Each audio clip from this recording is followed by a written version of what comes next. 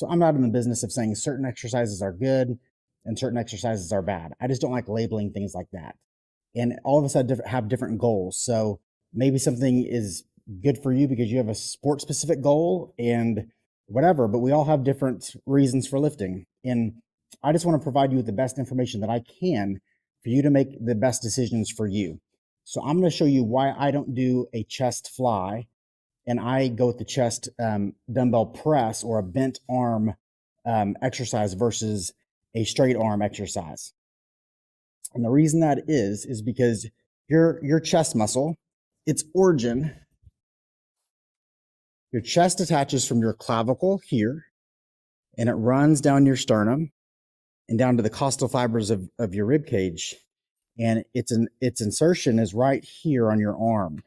So it's running like this in a big fan. And you've got to know the attachments to be able to know the joint stresses and to know how the muscle functions.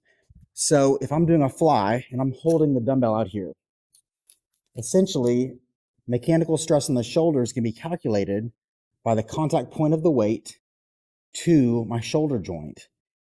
So I really can't get the weight any further out than this part of my arm because I'm basically straightened at the arm and I'm all the way out here. So there's going to be max mechanical load on my shoulder in a fly versus if I reduce the distance in half on a press like this. Envision the skeleton being on their back doing a press. I've cut the distance in half of the weight. And that cuts the stress in half, essentially. So my goal for me is I want to lift the rest of my life. I love this stuff.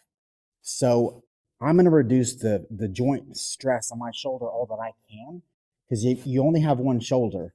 And your shoulder is the most mobile joint in your body. And it's also the least, since it's the most mobile, it's the least stable. So that means that you've got to think long term when it comes to your shoulder.